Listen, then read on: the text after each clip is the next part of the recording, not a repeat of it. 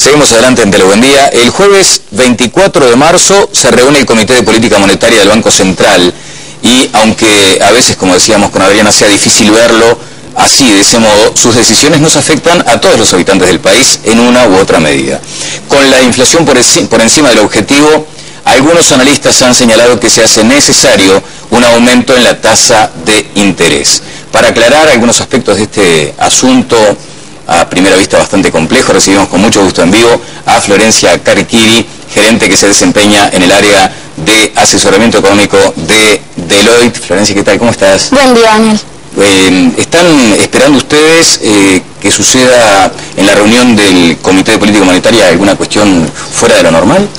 Bien, a ver, nosotros estamos aguardando que a diferencia de lo visto, por ejemplo, en la última reunión del Comité de Política Monetaria, en esta reunión del jueves veamos sí un aumento de la tasa de política monetaria, que a nuestro juicio sería de al menos 50 puntos básicos, y de hecho esperamos ver algunas subas adicionales, probablemente varias subas adicionales en el transcurso de este año en próximas reuniones del comité.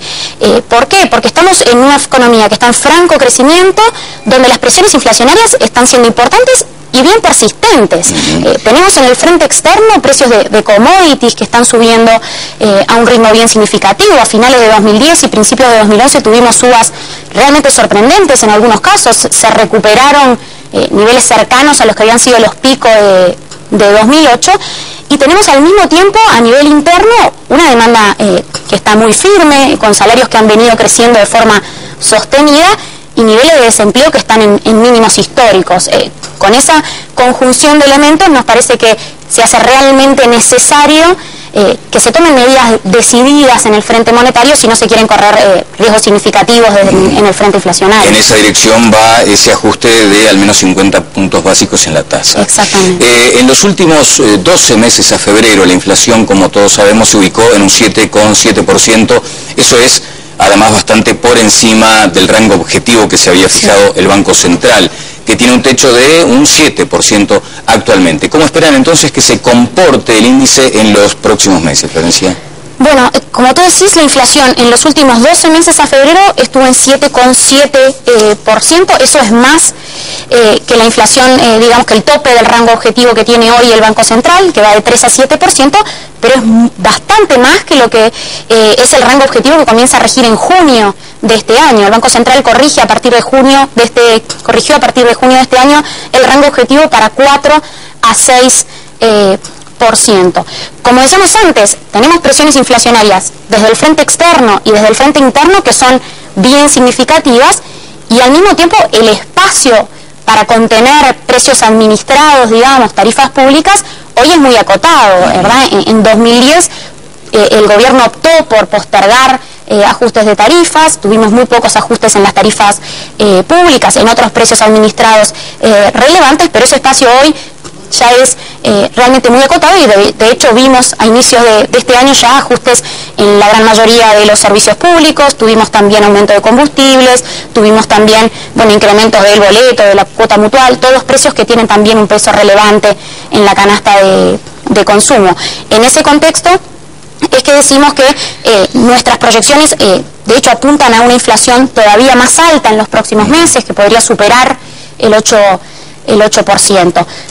Para la segunda mitad del año tendemos a pensar que desde el lado de los commodities podríamos ver cierta moderación en el ritmo de suba. De hecho, en las últimas semanas tuvimos alguna baja, y en ese sentido la inflación podría ceder algo hacia la segunda mitad del año, pero en cualquier caso nos parece muy difícil que se ubique dentro del objetivo de 4 a 6% que mencionábamos antes, y más bien estamos pensando en una inflación en torno de 7% este año, con algún riesgo de que sea incluso más alta. Bueno, 7%, riesgo de que sea más alta.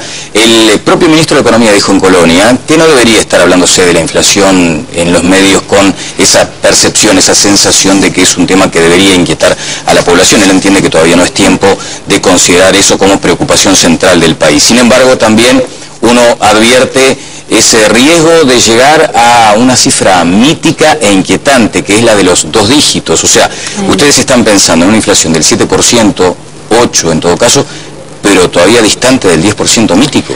A ver, como decíamos antes, la inflación en términos anuales podría superar el 8% en los próximos meses, podría acercarse al 9% hacia mediados de año, y eso ya es un valor lo suficientemente cercano, digamos, al 10%, como para que el riesgo de que se alcance una inflación de 10% no sea despreciable, podemos decir.